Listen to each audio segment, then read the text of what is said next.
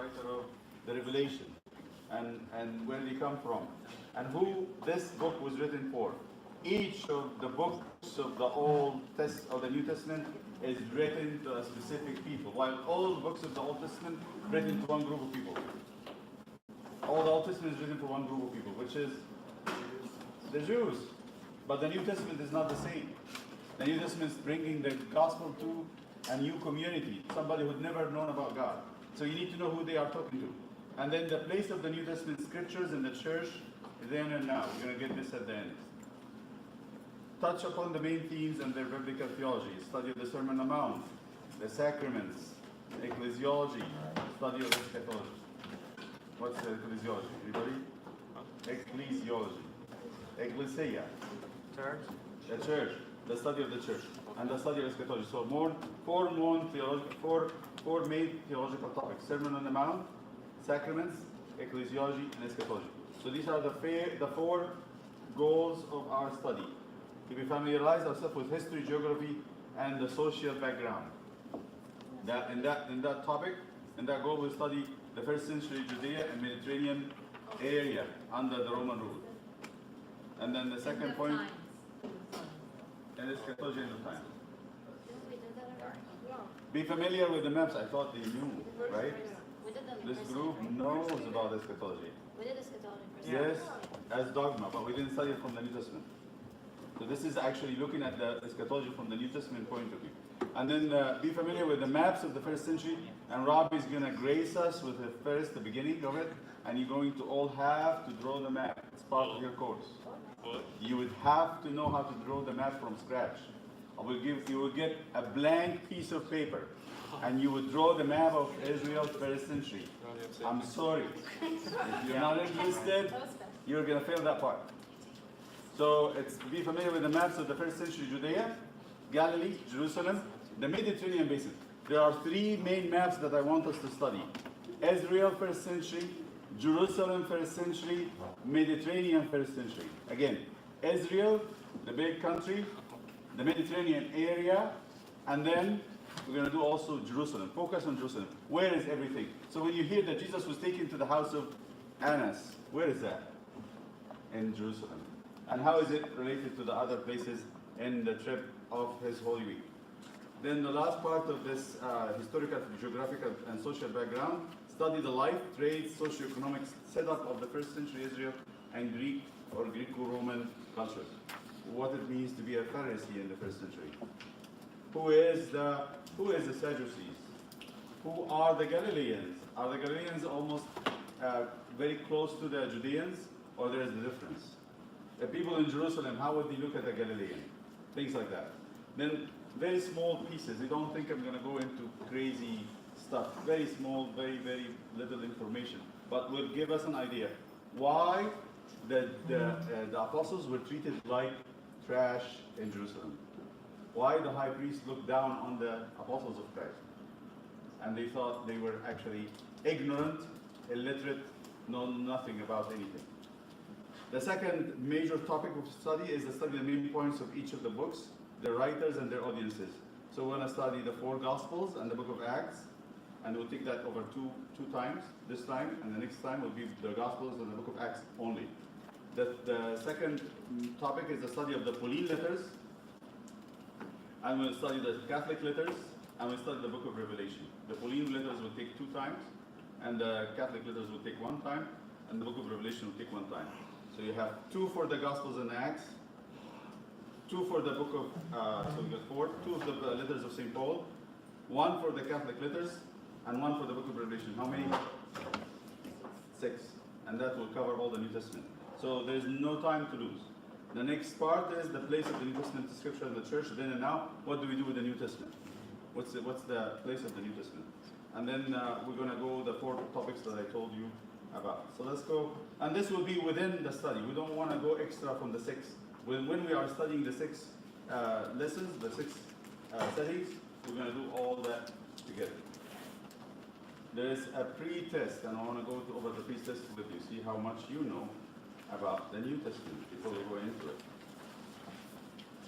The map of Israel can be divided into 3 regions. Any answers? What are the three regions? If you don't need to look at the multiple choices, what would you say?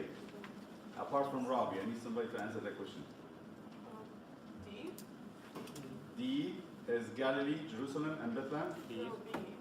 B as in boy. Galilee, Samaria, and Judea. Yeah. Thank you, Anna. That's the correct answer. Three regions. Galilee, Judea, and Samaria. When you study the New Testament, you really need to know in every gospel and in the book of Acts, the preaching starts in Judea and goes to Samaria, and then Galilee and the rest of the world. The Jordan River connects these two bodies of water in Israel. Anybody can tell me without looking at the answers. It runs from one body of water, it goes to the other body of water. Where does it start and where does it end? The Jordan River. Starts at Sea of Galilee. the Sea of Galilee and it ends in Dead Sea. the Dead Sea. You will get to know that by heart by the end of this 10 minutes, 15 minutes, you will know that. Okay. Jerusalem, Bethany, Bethlehem, and Jericho are in the region of? Judea. You're looking at the map. It is Judea, yes, D. The Sea of Galilee is also known as by the two other names. What are the other two names? You can have two answers here. Tiberias. Course. Okay. And what's the other name? Chorazin. No, it's not in the answers. That's a tricky question. Oh, So it is the Sea of Tiberias and also, thanks. I mean, you know who is Tiberias. Why is it called by his name? We'll come to that. But what's the other name? Sea of Galilee. The Lake of Gennesaret. Gennesaret. It's, I think, Gennisaret. I might be wrong. When you type it, the word will correct it for you. It's like G and then Yes. G. So they have Tiberias and the Lake of Gennesaret. The first to use the word gospel, meaning the good news, is gospel as a word. Evangelion in Greek. Good news. Who is the first person to use that word? We have it now common. Everybody knows the four gospels. Who is the person that first coined that word? Matthew. Mark.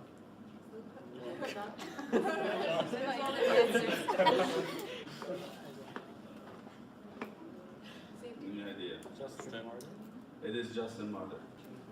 A second century martyr, an apologetic who defended the church in the second century against all the claims of the Romans and the atheists. Wait, when did he, what was the, like, Second century. Justin Martyr, it was like 100? it's 100 something, so second century. Okay. The four gospel accounts are attributed to, that's easy, That's too hard. Luke and John. Matthew, Mark, Wait, that's not an Luke, answer. and John. John Luke. Oh. It's not in order. The order here doesn't matter, but you have to know the four names. So what are they? Matthew, Mark. so it's C. John, Luke, Mark, Matthew. Oh, it just It's backwards. Just to confuse you when you answer. So you know them or you don't know them. If you know the names, you will figure them out in order or otherwise. The genealogy of Christ is located in which gospel accounts dash is. Luke. That's the tricky question. Yeah, Luke, Matthew. right? And Matthew. So it has to be Matthew and Luke. Matthew and Luke. You would find the genealogy of Christ in these two gospels. Okay, these are trivia. That is not the study. Oh. But it shows a little bit about, if you have any idea about what we're going to study. Okay, now, here what we're going to do. We have, in this session, 11 pages, and we're going to divide them into two sessions. So that means 5 and 5. So 5 and 5, because we have 2 pages already covered. What we will do, take the first 5 and divide them among each other. So each group will take a page. We can have 4 groups. Each will take each one page, and then we will or we can actually take all of the pages and come and discuss them. So the questions that I will have for you. The first part is the introduction to the New Testament. I want to define the words so we all agree on something. When we talk, especially when you talk in a study or a discipline, you start with definitions. So we understand together the same thing. It's not I mean one thing and you mean something else, then we get confused. So I want you to define for me, if you want to write these questions, define testament. Define gospel.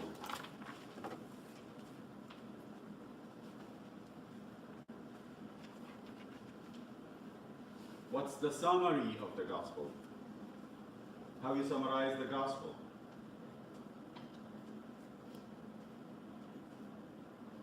What are the canonical gospels? And give examples of non-canonical gospels.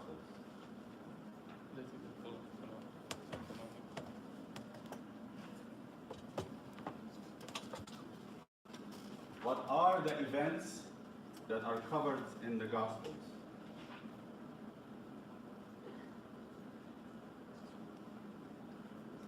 Define synoptic Gospels. What does it mean, the word synoptic?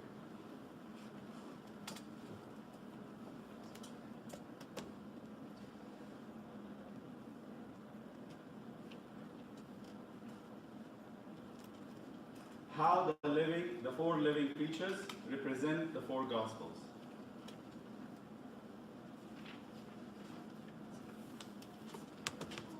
Can you repeat that?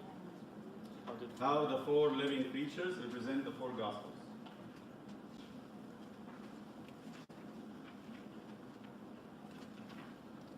What each of the Gospel is characterized by.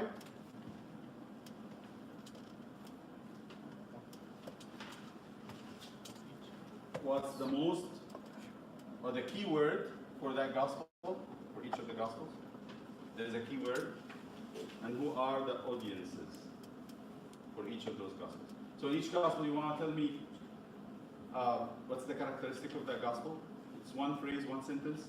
What's the key word that makes that characteristic? And who are the audiences? So in a way, I can go back and say, which one of the four creatures represent that gospel? What's the characteristic of this gospel? What's the key word? And who are the audiences? Let's start with this, and then I'll give you 10 minutes to read, and you can define the table. So each table would read together and answer these questions. And then I'll come back and ask you to complement that picture, to answer the question. By answering the questions, we have covered that first page. So I don't have to talk, you don't have to listen. How about that?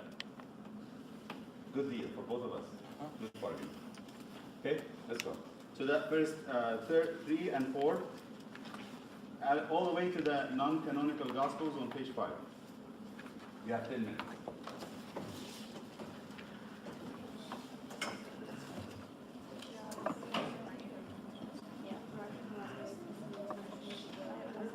Good deal, right?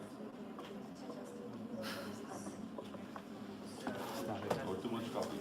I don't know.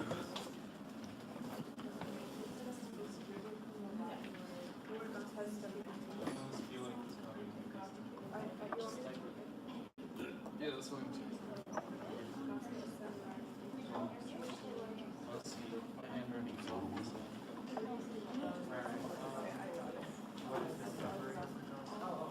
Oh, wait, what's wrong?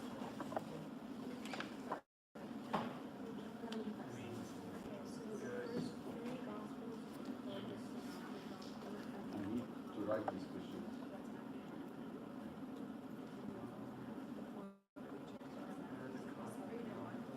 Can each table collaborate to do this answer so we actually work together? It helps so we don't get bored. So the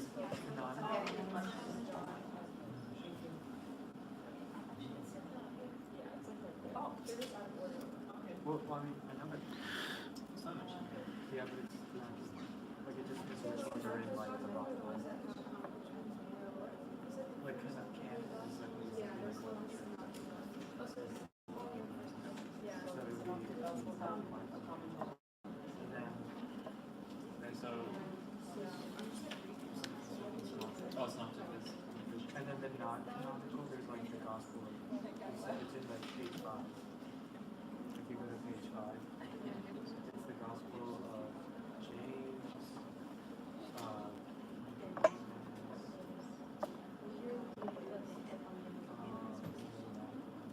Just people that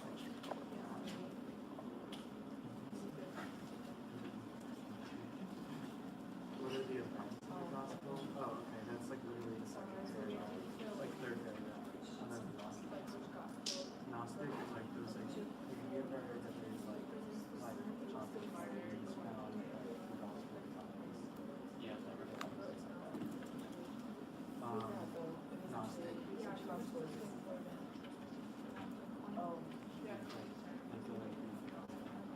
Okay. It's almost like an infusion. So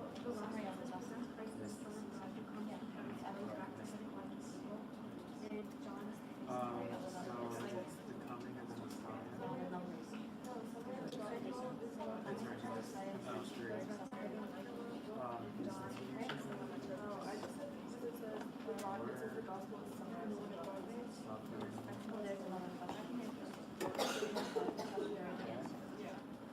Resurrection. What are the message? There's a question. Alright, what's the next question? Yeah. Synoptic gospel, define One of them those. was, yeah, the canonical and not canonical. The first 3 are synoptic. They have a common vision. So that's Matthew, Mark, and Luke.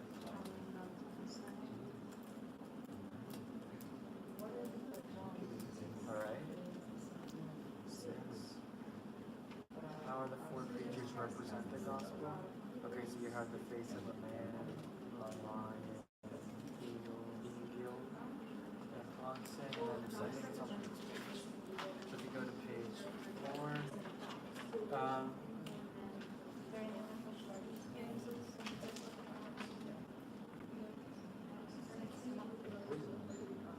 oh, okay, so how it does?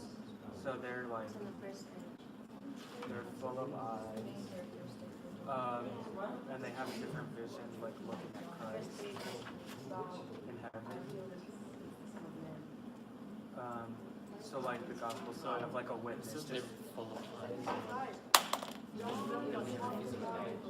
Or their wings like have eyes. Oh, okay. So like it's like, Okay, that's if they have a common it kind of looks like, you know, that ego monster. Yeah, I know exactly what you're talking about. He was really good at that, that's why I don't know. I know exactly. The answer is birds. Because I think it starts with like an O or Sorry? No. There's something about Pecker the mustard is the something. ice for it.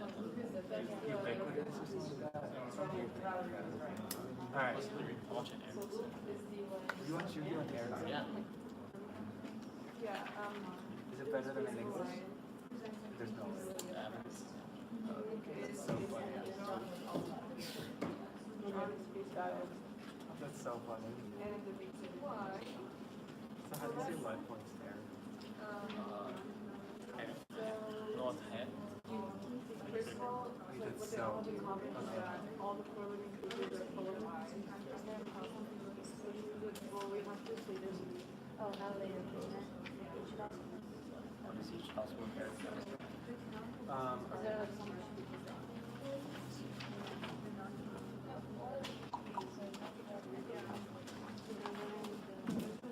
Okay, so I think, I know the man is Matthew. No, man is John. It says it here. Where? Yeah, but like which one correlates to what? Oh, no. The man. Yeah, Matthew. Oh, I didn't even, mine is, There's another one. There's another one that copies. What are the canonical ones? okay. This is the new sheet. Oh, okay. Yeah, Mark is lying. Huh? Oh. Luke No, is there wasn't him. oxen. There wasn't him. Oh. And So then it's John this is a local John. Fickle.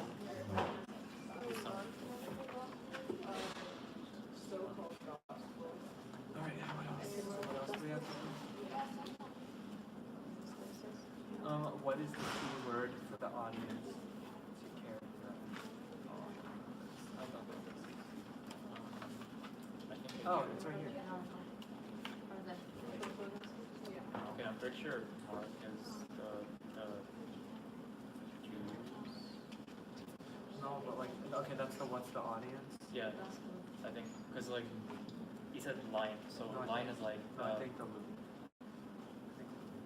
Luke is the Jews. What is Luke? Jews. No, like what's the opposite? I don't know. I know.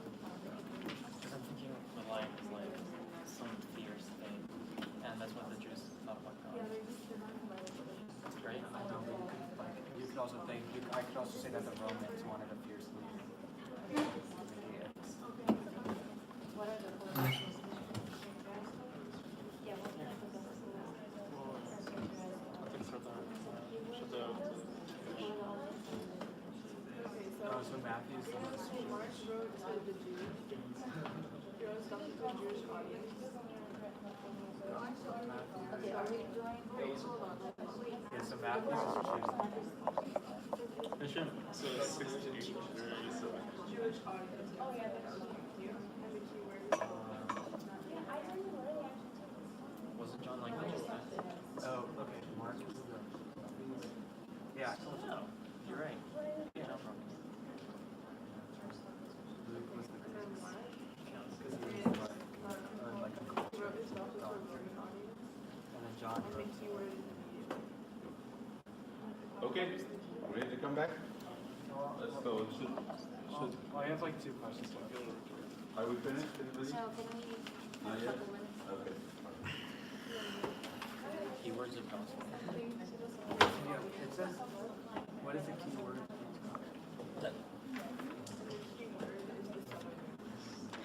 Where are we looking for that? I don't know. I don't know. That's what I know. Or she's reading. I don't know. The tag. I'm just. I'm joking. No, I just looked. I didn't know where to find the audience. Wrote to his gospel. Yeah. Oh, it's right here. Oh, that's so easy. So Matthew's And then since he's the one who wrote to Oh, the Jews. yeah. his keyword is believe, comma. And immediately is the Mark. Mark. Yeah. And Son of Man is the and John is believe, eternal life. Yeah. It's all that one thing. What? No, really, the answer's all. Alright. So that's pretty much.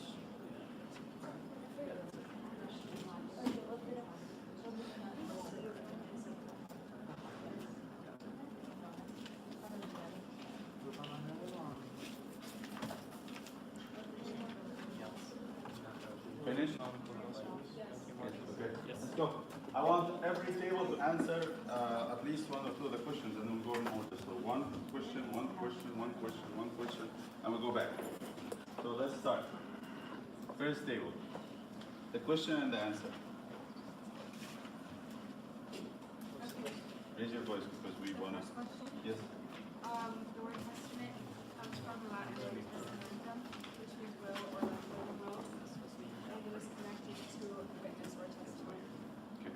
So it's almost like saying it's the witness of eyewitnesses who wrote what they saw, and that's what St. John would say in his letter. What we have seen, what we have heard, what we have touched. So that's the testament. And also some others would say, you can add this to your notes if you want. Testamentum comes from the allegiance oath that the Roman soldier will give to the emperor. Like the soldier will say to the emperor, I will serve your army with my life, no matter what happens. So they say that's an oath that the soldier actually offered to the Roman emperor to be part of his army, the complete allegiance. And it is used interchangeably with covenant. You see, the Old Testament covenant is now, it is a new covenant. It is God's living will to his people. That's the New Testament. Okay. What's the second question? The definition? The gospel, yes. What's gospel? So in Coptic it's Evangelion, and it's from Greek, and it means good news. And Justin Martyr coined the term in the 2nd century, as we talked about. And then we have 14 gospels. Excellent. So the word gospel is good news. So let me stop and ask you, what's the good news? What is really the good news? What are these gospel writers trying to tell us that is very good? The revelation. Salvation, right? Like revelate, like, you know, people being able to see and like experience Christ now. Right. So it's the experience of God, and it's mainly salvation. Anybody can understand what does salvation mean in common terms?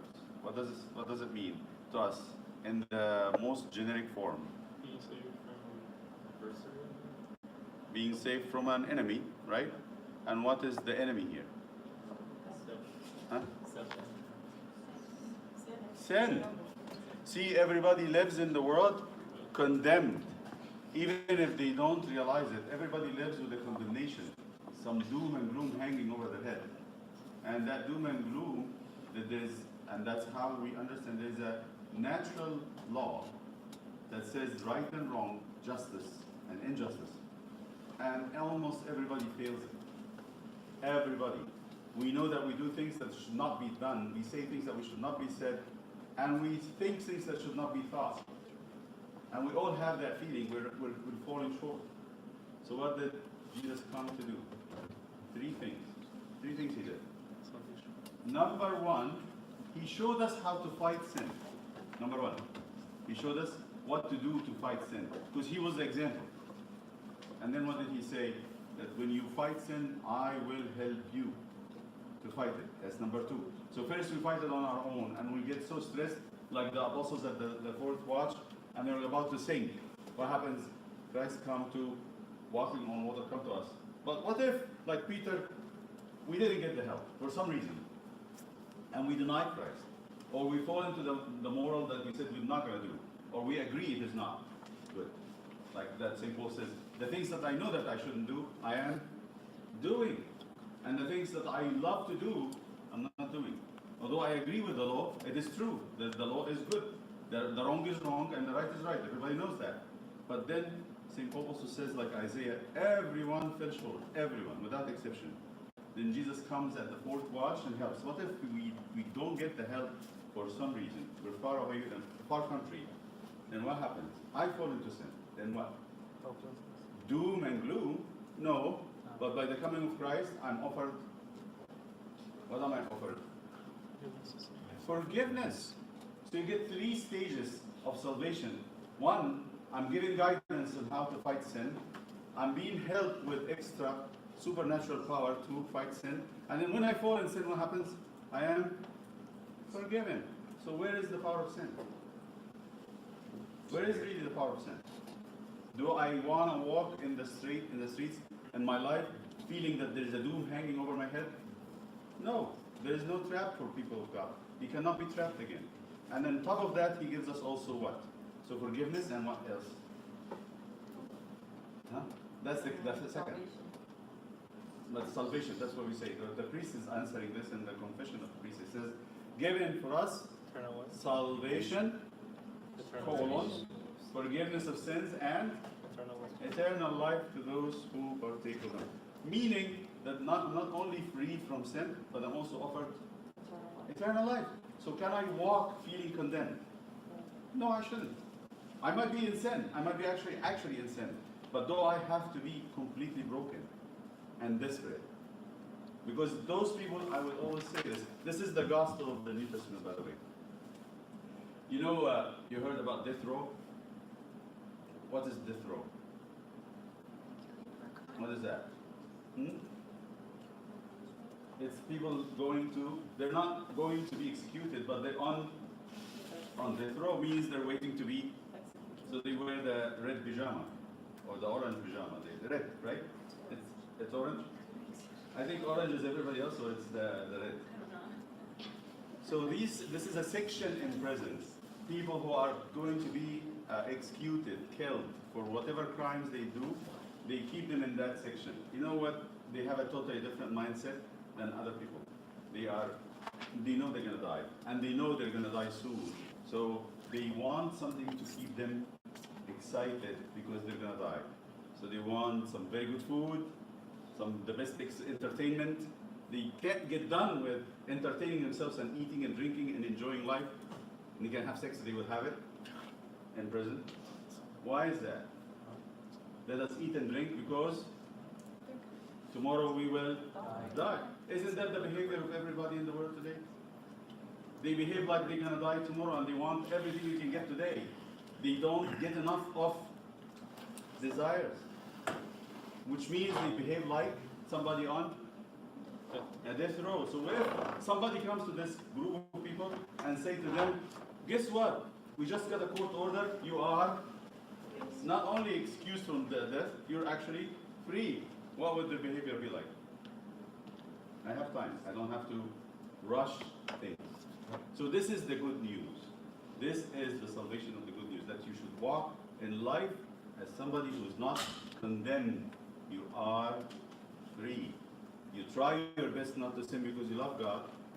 You're going to get help. And for some reason, if you didn't get the help for any kind of reason, it could be my mistake, it could be God's will, whatever, but God doesn't will for me to sin, then what's happening at the end of it? I am going to be, come to confession, and you're ready and you're repentant, you have tears, and then you say, I'm sorry, and you're forgiven, walking away free.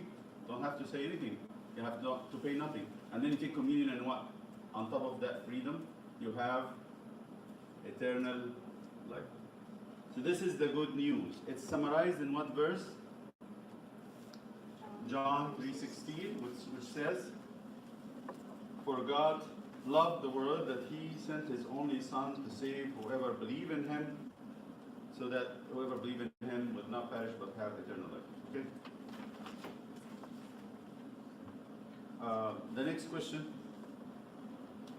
Your table. The third question. I give it already. So what's the summary of the gospel? Yes, go ahead. It is the mission? Like what you just said? No, I'm just saying the main point, but what is the summary of the gospel in general? There's the coming of the Messiah's teachings, work, suffering, death, resurrection, ascension. So it's all about him. Yeah. So there's a question is asked, what does Jesus bring? The rabbis, the Jewish rabbis would ask, what did Jesus teach that is not in the Torah? He taught the Ten Commandments, so what did he teach? What did he bring? So then he, one rabbi, it's a beautiful book called Rabbi Dialogue with Christ, with the Savior, with Jesus. Rabbi Dialogue with Jesus. His name is Nus, I think Nus, I'm not sure. But this guy is actually making a dialogue with Christ. He's a very religious Jew and a learned Jew, but he is going to ask the question, what did Jesus add? So he comes back in the story, comes back to his teacher, and his teacher says, did you meet with Jesus? He says, yes. Did he teach the commandment? He said, yes. Did he take away from them? He said, no. Did he add to the commandments? And the student said, yes. What did he add? And the student says, himself. He added himself to the commandments. He became the living commandments, and he brought God to the world. He brought God, the living God, to the world. Instead of God being somewhere on a mountain, somewhere in heaven, Jesus made God is here, reality, today, that we live with him, with his family, he lives with us, and he deals with us. That's what the rabbis would say. He added himself. All right, so the life, the mission, the life, the work, the suffering, death, resurrection, and ascension. 4 of those we call them Paschal mystery. What are these? The burial, death, burial, resurrection, and ascension. That's the Paschal mystery. Okay. And next question. Annalise, table.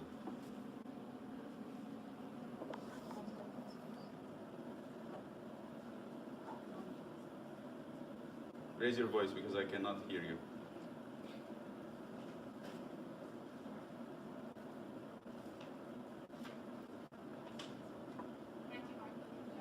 Yeah, the four Gospels. Okay, thank you. Go back to table number 1. Next question. What are the synoptic Gospels? The first three. The first 3. And what does it mean? The word synoptic means. And why we put John aside and we call these 3 synoptic? They have a common vision. From sign, optic. Sign mean synchronized, together. Something together. And optic, eye, vision. So synoptic means the synoptic gospel means they have the common vision. As if Matthew, Mark, and Luke are looking from one place, and John is looking from a totally different angle, at the same object. One thing to add to this is John written much later than the synoptic gospels. John is written in the 90s of the 1st century, while all of the 3 synoptics were written between 55 and 68 or 70 of the 1st century.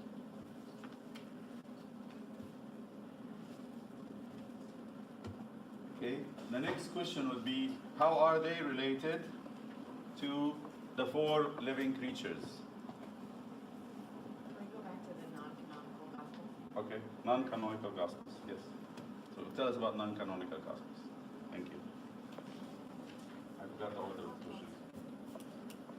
Tell us about the non-canonical gospels. There are other gospels. You would hear about them all the time. The gospel of, what's his name? Barnabas. The Muslims love that one.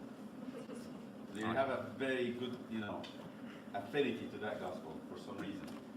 The gospel of Thomas, the gospel of Peter, the gospel of Mary Magdalene. The book of Da Vinci Code had spoken about that gospel. And the gospel of Peter, the gospel of the Gnostics, the gospel of the infancy. There are tons of gospels out there. Why the church did not pick those gospels and what they are about? Raise your voices so you can have the report. They have contradictions with the 4 Gospels that we have in the Bible. And I think that isn't there like a mistranslation or something? And it's not on here, but isn't there like a mistranslation in the non-canonical Gospel or something when it actually got scribed or something like that? They're talking about the different manuscripts of the Gospels. Something happened. How do you respond? This is a good question. How do you respond when somebody says, why did we pick those 4 and we didn't pick the others? What's so special about the 4? What is the point? Why the church picked those 4 and didn't pick Thomas? Or the church said, this is the right translation, this is not the manuscript, the good manuscript, not the. So what is the point of reference? How does the church pick the Gospels? Any ideas? We should write that, we should add that stuff. Why the church picked those 4? What was the criteria that they picked those 4? Hmm? The oral tradition. They were widely, thank you, Emily. They were widely spread among the churches of the 1st and 2nd century. The churches did not have the written Gospels. They first had them orally. So the churches have been using these 4 Gospels all along. When they were documented to keep it so that people did not need to lose it. But originally, the Gospels were orally transmitted. A deacon would stand, or a bishop would stand and recite the account of the Gospel. They didn't read it. So we discovered that the church had the Bible, the New Testament, first before the Bible. Does that make sense? The Bible is the scriptures, the books, the written word. But they had the New Testament living and memorized before it was written down as a book. Number 1. Number 2, what Anna said, those gospels that so-called gospels, the non-canonical, had contradictory things to it, to the main tradition of the church, the main gospel that the church had learned already and knew about Jesus. So for example, when they tell you that Jesus had done lots of miracles when he was little, but the four Gospels says nothing about the infancy. So when St. John the Baptist comes in the Gospel of St. John to say, for this reason I came to baptize so that Jesus will be revealed, the Son of God will be revealed. Meaning before that he was, what's the opposite of revealed? Hidden. So if he'd been doing miracles all along, what would happen? You cannot hide him.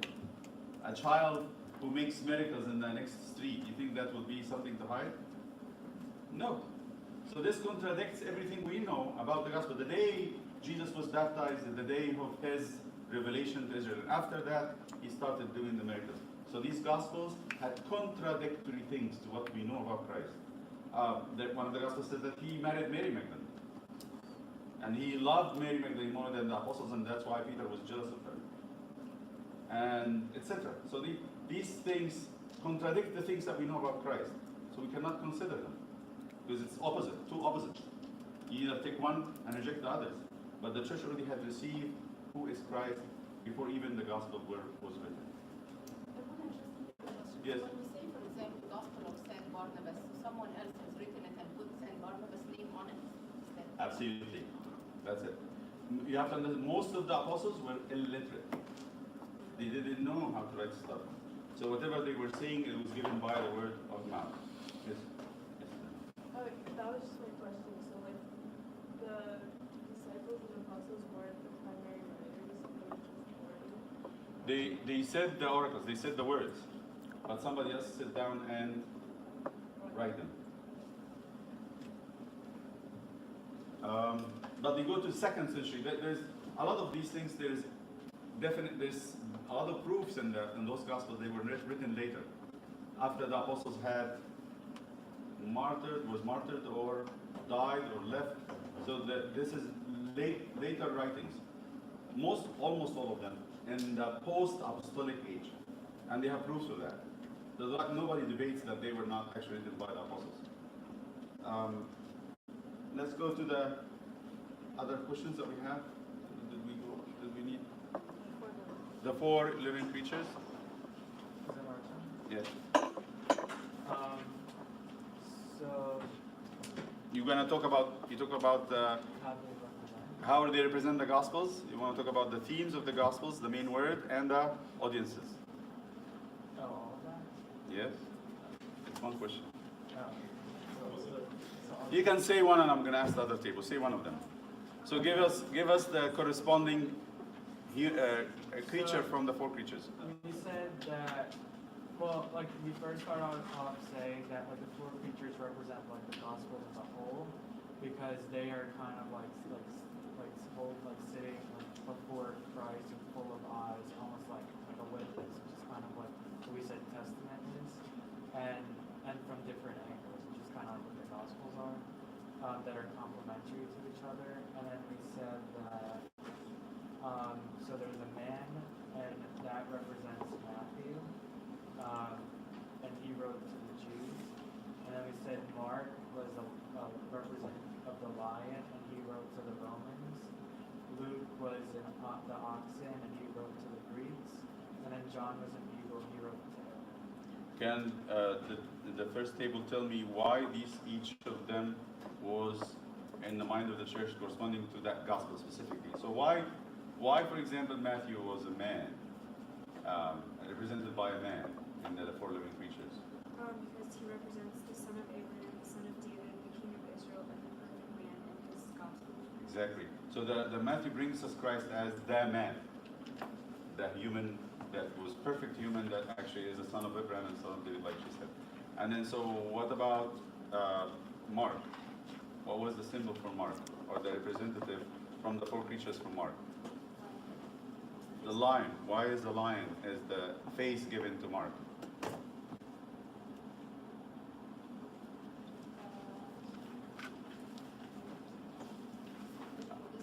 I will get you there. Next.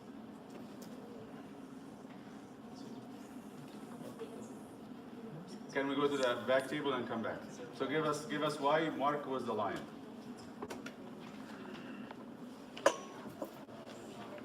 Represents Christ.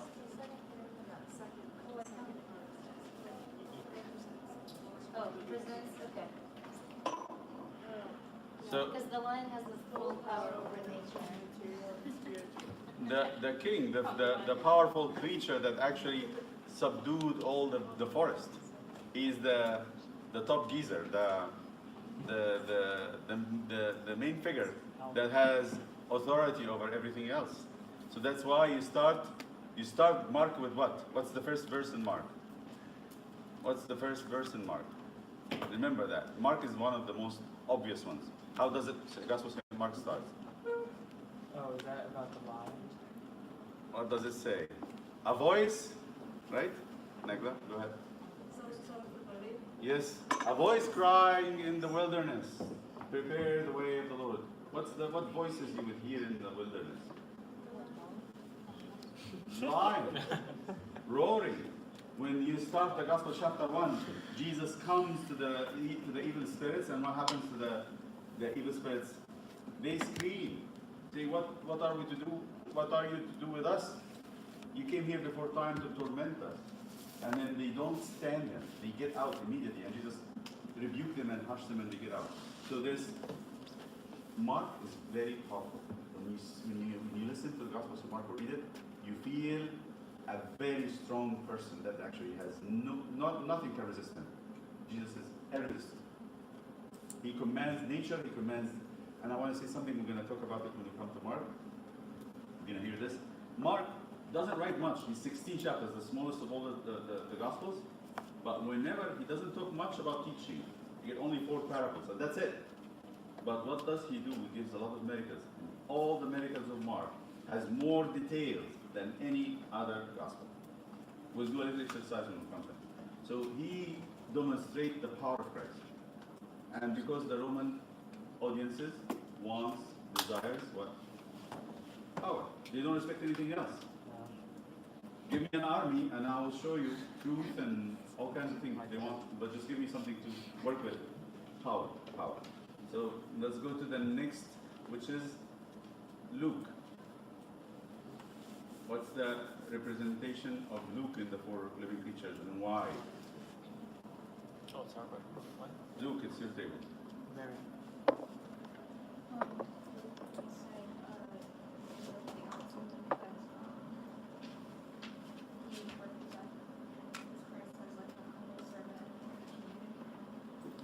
The oxen is a servant, right? He serves humans. Oh, sorry, it's like a sacrifice. And at the end of life, after you finish working with the oxen, then it's killed to feed. So that oxen represents the servant, the son of the servant of humanity.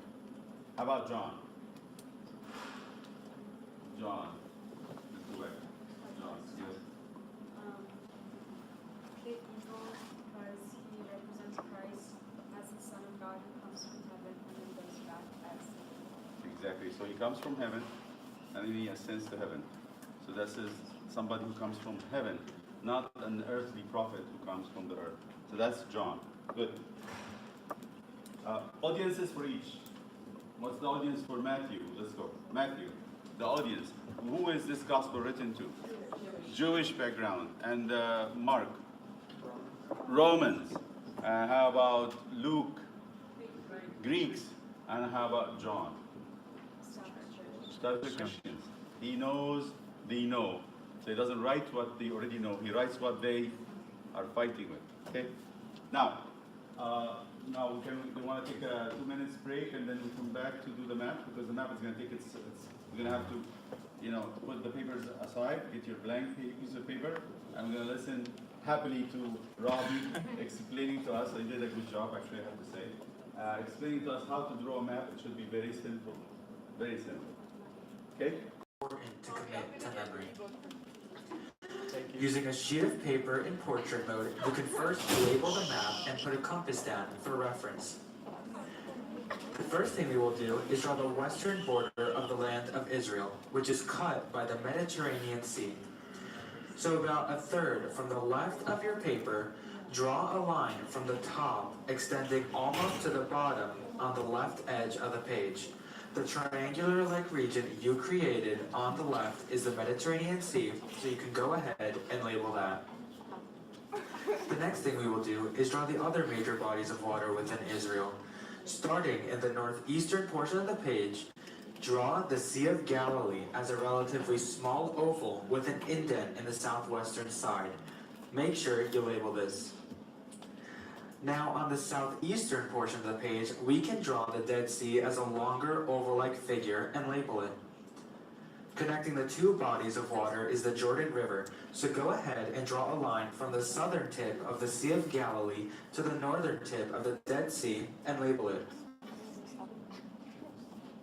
I'll give you a breath. Told you I warned you. Robbie, It's don't not tell gonna us be to easy. do everything. This is funny. And by the way, it has a little spike on the top. It's coming from another smaller lake. Oh. You're right. Done? No, I'm not very good at this. I thought it was talking. So it's straight north-south. The Jordan runs straight north-south. Between the Sea of Galilee, the Tiberias Sea, or the Lake of Gennesaret. And then the Dead Sea at the bottom. Notice the Dead Sea is much bigger. It's 3 times the size of the of the Sea of Galilee, but it's shrinking. The Dead Sea is shrinking over time. How is it the Sea of Galilee? It looks like a lake. Now that we have the land cut out with the bodies of water, we will divide Israel into different regions. For reference, we can call the land west of the Jordan River the West Bank and the land east of the Jordan River the East Bank. We will start off by carving out regions in the West Bank. Starting at the northern end of the Jordan River, draw a line westward to the Mediterranean Sea such that the northern region protrudes into the southern portion in the west. Then draw another line from the southern end of the Jordan River westward. This middle region that you carved out is Samaria. The northern region excludes the northwest portion of the land and extends northeast and is known as Galilee. The region in the south is known as Judea. In the East Bank, we can carve out another region by starting in the north of the Jordan River, jutting out eastward and back into the Dead Sea. This area is known as Perea. A last region is the outskirts of Perea, but limited midway the Sea of Galilee in the north and midway Perea in the south, and is known as Decapolis. So these are all the regions of Israel that you should know. Now we will go ahead and label some important sites to our study. You have 5 regions that you have to know and to draw. Oh, But I it would is say, done. one of the things I wanted to do is Samaria is much bigger than that. It actually goes up by this region here. It goes up here, goes up a little bit here. My Samaria is pretty small. Yeah. Samaria is a little bigger than the Galilee area. Decapolis means the 10 cities. So it's like connected to Perea, like on to the right of the Jordan River, they both are? They both are to the east side of the Jordan, the east bank. They don't cross to the other side. But Galilee, Samaria, and Judea, they're all to the west bank. And they are, you can imagine those 3 sections as being Judea and Samaria the bigger ones and Galilee the bit smaller.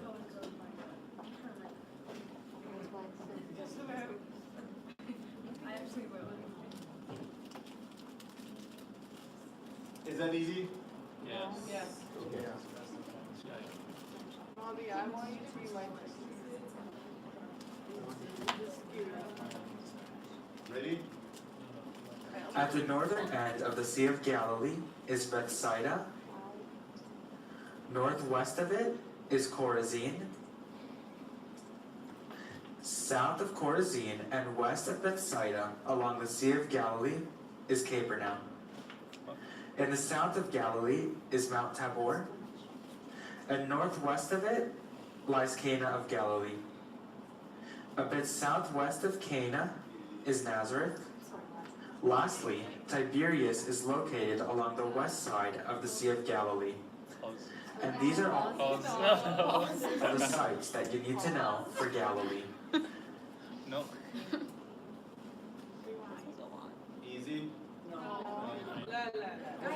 send the video. You don't have to record the video. We were told to record it. Oh!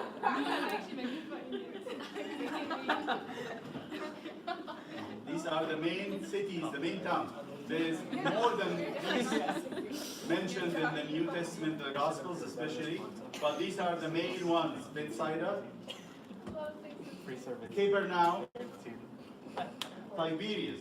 They are all on the Sea of Galilee. These three big cities. When you go to the Holy Land, God willing, these you will visit. I think Bethsaida, I think that's what it is not existing today. You just visit ruins of the synagogue in Bethsaida. But there is no city called Bethsaida today. But there is Capernaum, and there, or one of them, I forgot which one. And then you will definitely see Tiberias. Tiberias is a very famous, luxurious city today by the Sea of Galilee. It's really beautiful areas. Nazareth is away from the Sea of Galilee. And around Nazareth is two other places that we are interested in. It is Mount Tabor, where Transfiguration happened, and Cana of Galilee. So where Nazareth is, on top and the bottom, you have Nazareth, and you have Cana of Galilee on top, Mount Tabor at the east side. Chorazin is mentioned next to Capernaum when Jesus actually gives woe. He says, "Woe to you, Capernaum! Woe to you, Chorazin!" We don't have a visit of Christ mentioned, as far as I remember, about Jesus visiting Chorazin, but most probably he did, because he didn't leave any city in Israel. He visited all of them.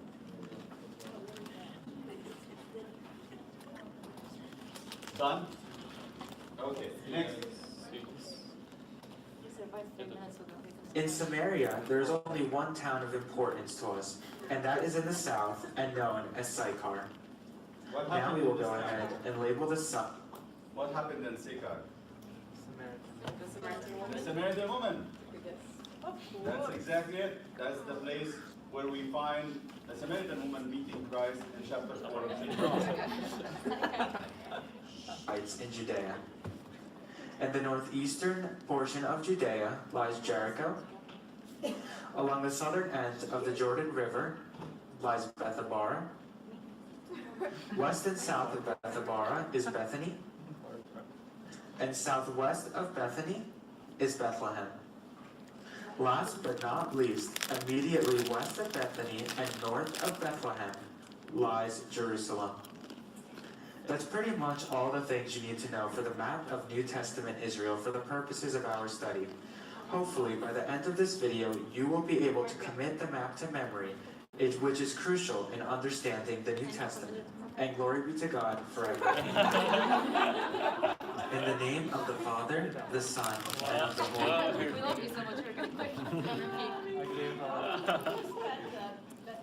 Do you have a comment? What happened in Bethabara? What happened in Bethabara? I've never heard that.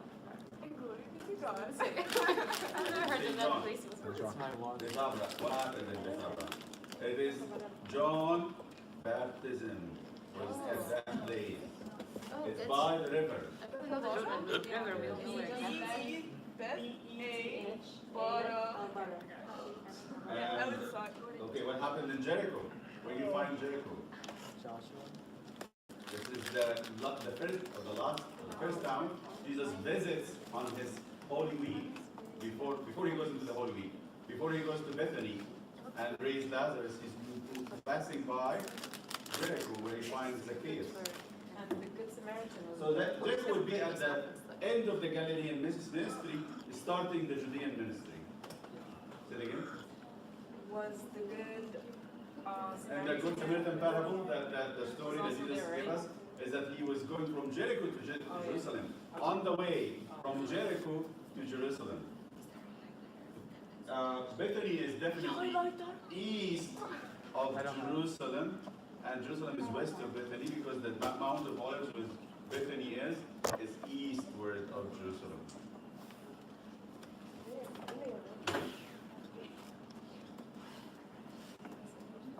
All right. Okay? Now, you will be asked in your test to draw this map. Nice. I'm not kidding. And it's not like all the other maths guys on the other tests where there are maps and then you have to. Did you pass your lab test? I did pass. Yes, I did. You will be given a blank sheet of paper and you will have to draw the whole map like this. Does it have to be accurate? Just draw North America. Or draw Egypt. So there will be, on this map, there will be 25 points. And writing your name is one of them. Oh. Okay, at least we're all getting that 1 point. I don't know. All right. Yeah. I don't know which name to write to, let's see. Well, I have to do it. Let's do the next part so we can get done before halftime is up. Halftime? Yeah. There's still more? The next part is, okay, the next part is part of the general information. We're going to go historical and political background of the Gospels. The question would be, what historical events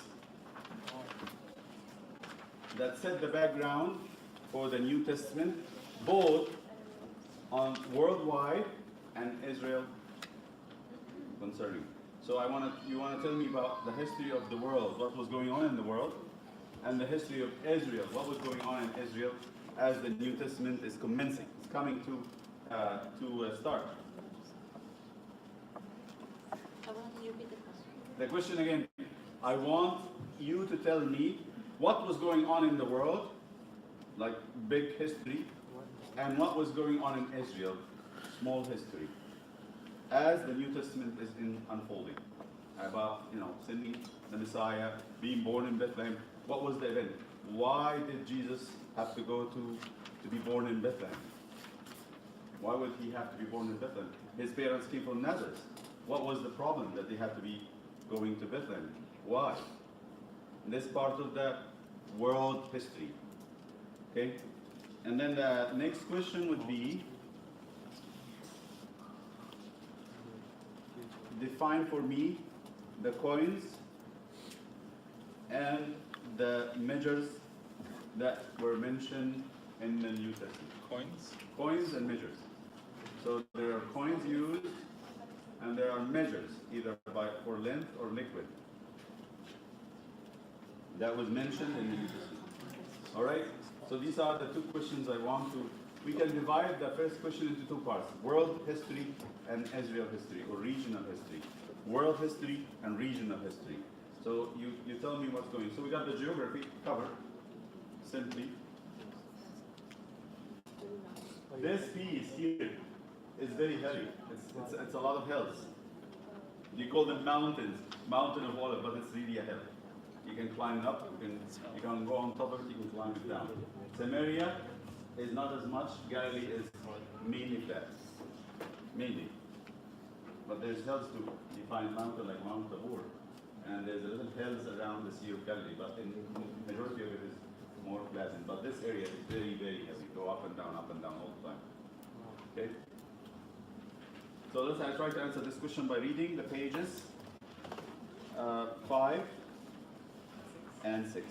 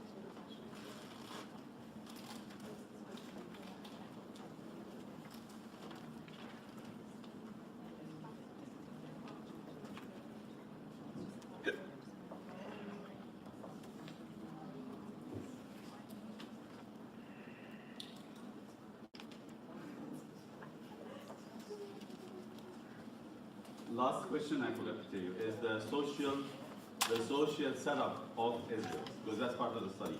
What was the social setup? And the question here, was it a homogeneous, Homogeneous. homogeneous, Listen, homogeneous group, or was it a different group? Like, was there differences between each of the groups that existed in Israel? So what is the social makeup of Israel? Tell us a little bit about the social makeup. Were they all the same people or were different groups? And that's the second question. It's here under the last part of page 5.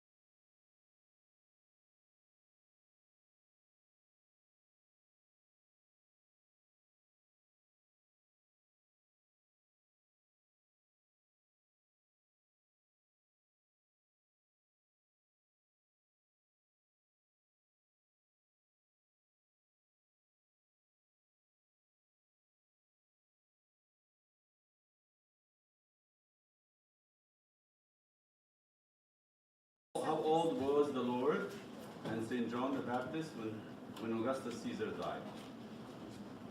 Lower than what? John the Baptist and Christ, how old were they when Augustus Caesar died? Didn't Augustus Caesar die after Christ then? Yeah, no? I guess that's right. I don't know what he died. Yes? That's a bonus question. When you finish the questions, No, we'll talk I'm about sorry, it. didn't Caesar send Christ to, There was no hurry.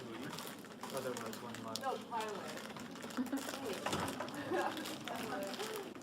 That means we didn't read the first part. We didn't even move beyond the first part. That's not in the first part. But It is. The first That's part the- just talks After about, Jesus was born. The whole thing is in the first part. no, The the first question. part just talks about mixed populations versus non-mixed. No, But it the doesn't historical say- and political background of the gospel. and the It book. doesn't say the exact line. It doesn't say. Wait. No. Read it carefully and you will get the answer. Oh, I Okay? already read this part. The historical. So you're gonna get it. Yes, I am. Yes. Yes, I am. The answer is there, Mona, right? Yeah. Okay, But there. can you repeat the question? The bonus question says, how old was Jesus when Augustus Caesar died?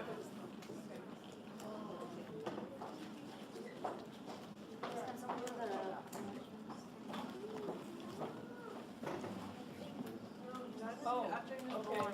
You got it? After Jesus was born. Not after. I was asking how old was he when Augustus Caesar died? Read the account carefully and try to assimilate the information you get it. That means we're not reading carefully, we're just reading. Because these pieces are written, it's a summary of huge amount of information. So it's very condensed. If you don't take every sentence seriously, you're gonna miss a lot.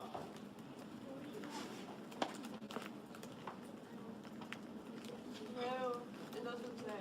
And it says it. The answer is there. Staring you at the eyes. And that is fire? And whoever have eyes to see, let them see. The Siemens upgrade. Can't control my phone.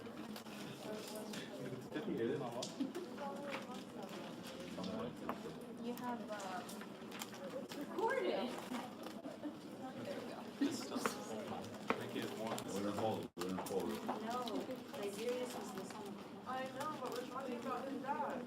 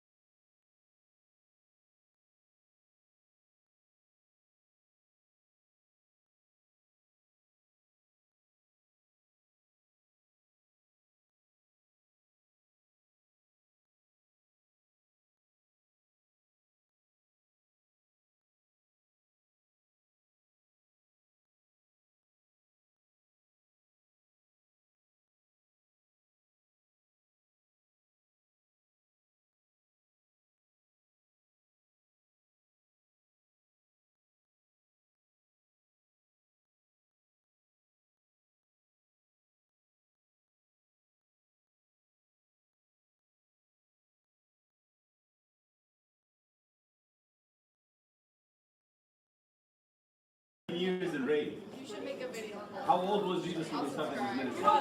No, we know. The gospel says I mean 30. 33. Hey, that's not what it is. Right? Everyone got the answer wrong. How old was Jesus when he was baptized? 30. 30, the Gospel of Luke says it. So you take 15 out of 30. How old was he when Augustus died? 15. I thought that's a common knowledge. Simple math.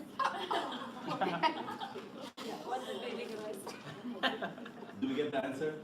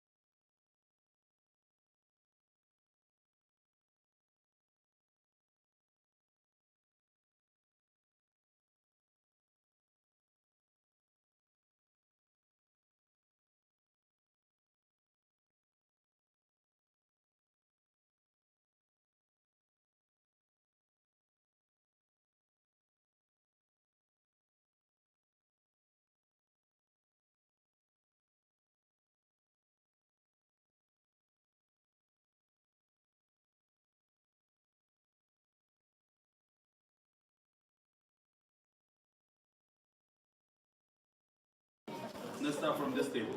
They're being quiet, so I need to stimulate them to get to talk. The first question. We want to start with the worldwide history. Patty, let's listen. What was going on in the world as the New Testament is starting? The story is being told to us in which time of the world history? It was during the time of the Roman Empire. Julius was murdered, and he left two army leaders. Those were Mark Antony and Octavius, who fought for leadership. Mark tried to get help from Cleopatra, ruler of Egypt, and lost. Octavius became Caesar, and then people Augustus. Or I don't know. He changed his name. I didn't really. He added the title. Yeah. Caesar was a title. Julius is the name, but Caesar is the title, like Pharaoh. Pharaoh is not a name. Ramses is a pharaoh, right? So there's a title for the kings. The kings used to give them titles. Yeah. So he was Augustus. Octavius, Octavius. yes? Caesar Augustus, Caesar. or Augustus Caesar. So they called him Augustus because he was the only one, or the first one to be called by that name. So he called him Augustus Caesar. All right? After Octavius died, his stepson Tiberius took over. Octavius started doing the census, and he started at Bethlehem. That was during when Christ was born. So he made a census all over the empire, everywhere. And what was in the census according to Saint Matthew? That he would order people to go back to there, so not to confuse people in the census. He said, so which town should take the census? Like I live in Durham, but I lived before in Charlotte, or lived in Charlotte. So should I take the census in Charlotte, or should I take it in Durham, or should I take it in both? If I take it in both, I'm considered two persons. So what they said, better to go back to your place of ancestry, where your family comes from, because Joseph was from the family of David. Where is David place? David is from Bethlehem. They call him David of Bethlehem. So Joseph had to go back to the place of his family. So they go back to Bethlehem to give the census, to make the census. As they go back, St. Mary gives birth to Jesus. Otherwise, he would not be born in Bethlehem. It was Augustus who ordered the census. And because of that census, everybody had to go back to the family place. Okay? That's simple, isn't it? So you see that without understanding who's in control, who's in reign, and why they're doing what they're doing, it's difficult to understand the story, the background. Okay? What's the second part? After Augustus died, and we said Augustus died when Jesus is about 15 years old. Who comes in power? Tiberius. Tiberius is not his son. He is his stepson. Okay. What is important about Tiberius? It's Tiberius who installed who in place? The four kings. The four kings. One of them is Pontius Pilate. Pontius Pilate. It's Tiberius who sent Pilate to take over Judea. He didn't give Judea to any Jew. He gave it to a Roman. That's Pilate. And he got other three tetrarchs, other three triads, if you want to call Herod. it. The Herod, For Galilee. but not Herod the Great. Yeah. Herod the Great was in the time of the birth, but this is Herod Antipas, and he was in Galilee. Yeah. Right? Remember now, you know why it is important to do this. This is Judea. This is where the reign of Pilate.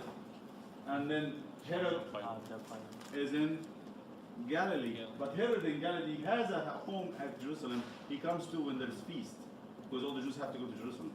Okay? And who is the third one? Philip. Philip. And he was Iturea. Racontis. And there are other regions in this side, in Judea and Decapolis. So they are actually 4 kings, and each of them takes a region. Pilate, Herod, and you can say Philip. Who is Philip? Iturea. One of the kings, and then also Licinius. Okay. Now go to local history. What do you want to tell us about local history? Yes. Is everything named Herod? It's a whole line of kings, the Herodian family. So this is like a king names his son Herod, and his grandson Herod. They have a lot of Herods. So there is at least 3. Yes, there are 3 Herods. Because this Herod, Philip is his brother. You understand me? The Herod and Philip, they were brothers. Herodia was the wife of. Herod. No. That would have been cute. Herodia was the wife of.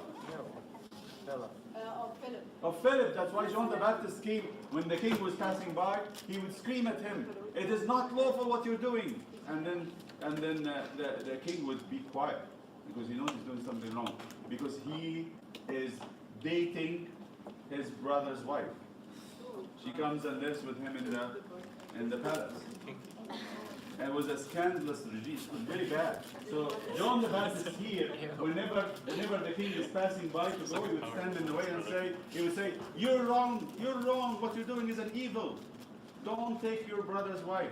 Because that other husband, the other brother, Philip, was a weak man. And Herodia wanted more power. And apparently Herod was more powerful than Philip. She joined him. Okay? And that's her daughter that actually danced, and Herod accepted the dance and gave her the head of John the Baptist. She got rid of him. So this is the background of this. You have the Tetrarch, the 4 kings. And then I want the local. Can you give me the question, answer the question? I want this group to answer about local history before we go into the social part. The local history.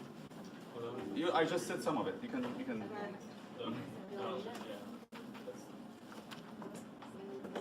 You can go the local and the social. You can do that.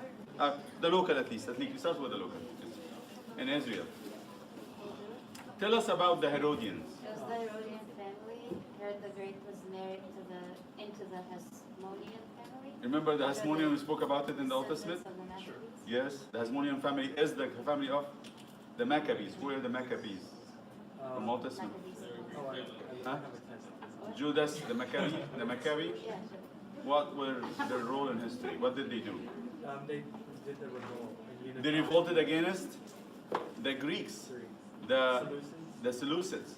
Because the Seleucids, one of the kings was crazy. His name is Antiochus IV, corrupted the temple.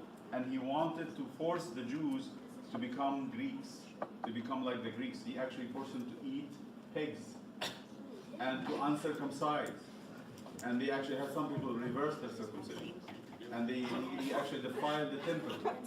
And what did they do? The Maccabees were very, very instrumental in fighting that Hellenization. They would actually go and strengthen the Jews, and they would actually counter-terrorize. So this was Judas the Maccabee. And when they were very famous among the Judeans, because of their loyalty to the law of Moses, they made them the kings. They were actually from the Levites. And so they were famous. They were not the tribe of David. Herod the Great was a very smart man. He said, how can I get the kingdom? The only way I can do this is marrying into the Hasmoneans, the Maccabees. So he gets into the family by marrying Mariamne. Mariamne is his wife, who later on he killed. He killed her. He was a very violent man. He's the one who killed the children of Bethlehem in the time of Christ. But he built also the temple in Jerusalem, because the Herodian temple. So this is what you have in the local. He was in the time of Augustus. but then his son, Herod the Antipas, was the son that was a king during Tiberius in Galilee. In which time John the Baptist, that's the second king of this Herod. There is a third Herod in the time of St. Paul, in the time of the apostles, where the third king was so proud and he felt like he's a god. Remember that in the book of Acts? And he didn't give glory to God. And what happened when the people said, this is the voice of a god, not the voice of a man? What happened? He got worms and he died on the spot. And this is in the book. So there are 3 Herods in the New Testament. Now, let's go to the socioeconomic part. Anybody can answer this question? How about the group of people that lived in this area during the New Testament? Are they homogeneous? They are the same. Can you answer this? Anybody? No. Which table should answer this? This table. No.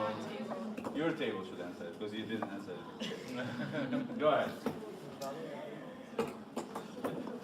Tell us about the mix. Like, what was about the Galileans? What about the Herodians, the Judeans? What about the Samaritans? It's relative. Give us the makeup of that region. So the area of Galilee had like a mixed population. It had conservative Jewish centers like Capernaum and Nazareth, and then the nearby cities were pagan, like Tiberias and Sepphoris. Yes. So you see these Capernaum and Bethesda. And these are very Jewish. You have synagogues here. The Jews here are very religious. But you have something like Tiberias. It's even the name. It belongs to the king, the emperor. Right? It's Roman. But they were Hellenized. Greeks had already invaded this area and changed some of it. Those who like to be modern, up to date, civilized city people, they will go to Tiberias until today. And these other cities are farmers, communities. You know, this is where the apostles come from. Jesus did not pick from here. He picked them from Bethesda. So that's why the St. Paul would come and say, God did not choose the wise, the educated, the rich. He chose the lowly, the uneducated, the unlearned. Because these were the godly people that wanted to keep the law of Moses. These are people who didn't want to have to keep the law of Moses. So in Galilee, it's a mix. These groups of people, the main ones, the cities that has to do with the law of Moses, they were very illiterate. They were not educated. And this group would look down on them. There's a third one here in Bethel, and let's talk about Judea. What do you think of Judea?